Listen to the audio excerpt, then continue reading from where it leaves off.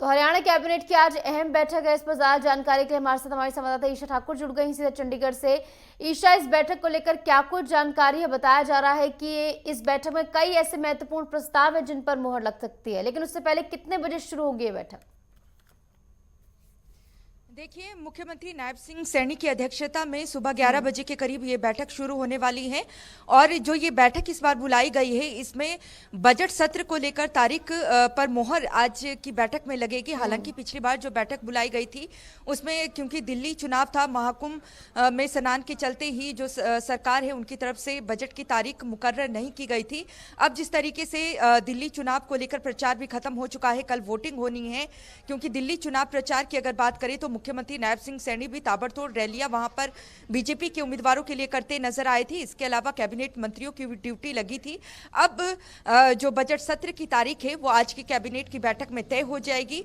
14 और 15 फरवरी को जो विधायक हैं उनका प्रशिक्षण शिविर रखा गया है विधानसभा की तरफ से, उन्हें प्रशिक्षण दिया जाएगा, क्योंकि अब जो बजट है वो ऑनलाइन ही पेश होता है।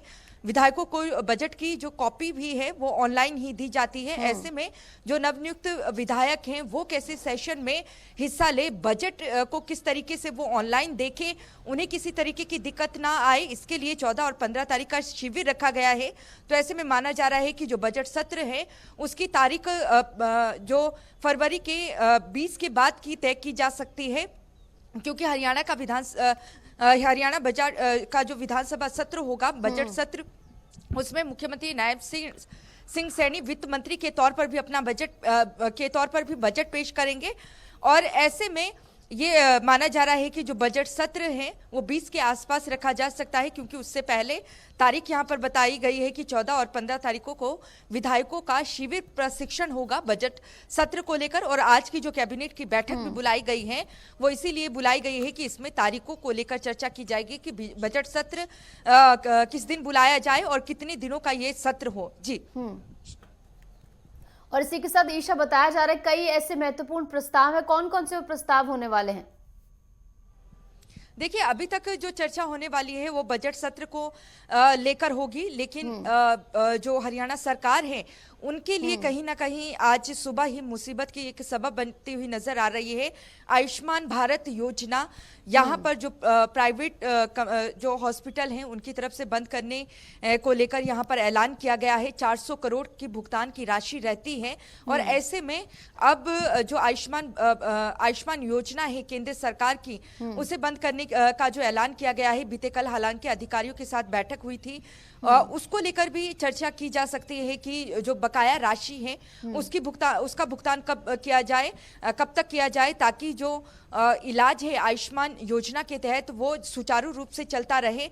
हालांकि बीते कल जो बैठक हुई थी स्वास्थ्य अधिकारियों के साथ, उसमें ये जरूर कहा गया था कि किसी तरीके की रोक नहीं लगाई जाएगी, लेकिन आज ही इसका ऐलान कर दिया गया है कि जब तक भुगतान राशि नहीं की जाती है सरकार की तरफ से अदायगी, तब तक इलाज नहीं होगा। दूसरी एक जो बड़ी खबर है वो यही है कि हरियाणा के कैबिनेट मंत्री अनिल विज काफी नाराज इस वक्त चल रहे हैं, मुख्यमंत्री के साथ भी और तमाम जो बीजेपी का महकमा है उनके साथ भी कहीं ना कहीं अपनी सरकार के खिलाफ ही वो बोलते हुए नजर आ रहे हैं। आज की बैठक में वो आते हैं या नहीं, उन पर नजर रहेगी।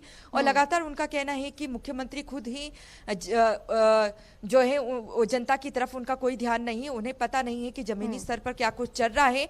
ऐसे में अपनी सरकार पर जो निशाना साध रहे हैं, कहीं ना कहीं विपक्ष को एक मुद्दा मिल चुका है, और बजट सत्र में भी इस मुद्दे को घेरने की कोशिश यहाँ पर विपक्ष करता हुआ नजर आएगा।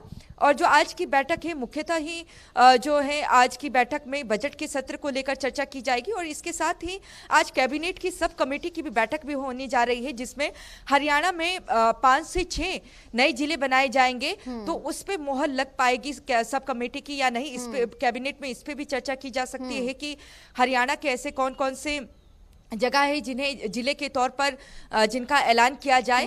तो अब सफीदो, गोहाना, असंध ऐसी इनको कहा जा रहा है कि इन्हें जिला बनाया जाए। तो ऐसे में सब कमेटी की बैठक भी आज होगी, उससे पहले कैबिनेट की बैठक में भी इस पे चर्चा की जा सकती है। लेकिन कुल मिलाकर ये कहा जा सकता है कि आज की जो बैठक है वो कैबिनेट की तारीख, जो बजट सत्र है वो कितने दिनों का रहेगा, कब इसे बुलाया जाए और किस दिन हरियाणा का बजट पेश किया जाए, उसको लेकर बुलाया गया जैसे कि आपने बताया 20 फरवरी के आसपास जो है डेट इसकी रह सकती है।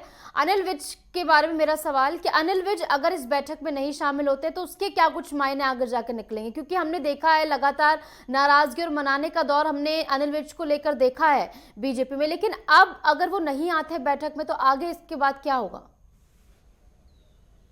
सबसे सीनियर हैं, देखिए अनिल विज की अगर बात करें, और जब 2014 से पहले बीजेपी की स्थिति यहाँ पर अच्छी नहीं थी तो अनिल विज ही हैं जिन्होंने बीजेपी को यहाँ पर मजबूत बनाए रखा था। अकेले ही वो प्रदर्शन भी करते थे सरकार के खिलाफ, और ऐसे में अब उनका कहना है कि जिस तरीके से वो बैठ के लेते हैं ग्रीवेंस कमेटी की, लेकिन उसमें भी जो अधिकारी हैं अफसरशाही कहीं ना कहीं हावी हैं, इस तरीके के उन्होंने संकेत दिए हैं। उनका कहना है कि अगर हम किसी भी तरीके का मंत्री होते हुए आदेश भी देते हैं लेकिन जो अधिकारी हैं वो उसे मानते नहीं हैं, जो अफसरशाही है कहीं ना कहीं सरकार पर ही हावी है और मंत्रियों की बात को अनदेखा किया जाता है, और मुख्यमंत्री कहीं ना कहीं अधिकारियों पर लगाम नहीं कस रहे हैं, ऐसा उनका कहना है। और आज की अगर बैठक में वो नहीं आते हैं तो एक बार फिर से उन्हें मनाने की कोशिश इसलिए भी की जाएगी क्योंकि बीजेपी नहीं चाहती है कि बजट सत्र जब शुरू हो तो जो विपक्ष है उन्हें बैठे बिठाए एक बड़ा मुद्दा यहाँ पर मिल जाए। लेकिन ये जरूर कह सकते हैं कि पिछले 5 दिनों से लगातार मुख्यमंत्री नायब सिंह सैनी के खिलाफ ही अनिल विज ने मोर्चा खोल लिया है। उन्होंने तो यहाँ तक भी कह दिया है कि अगर मुख्यमंत्री तो चाहे तो उनसे मंत्री पद भी छीन सकते हैं, लेकिन विधायक पद उनसे नहीं छीना जाएगा क्योंकि अंबाला की जनता ने उन्हें विधायक बनाया है।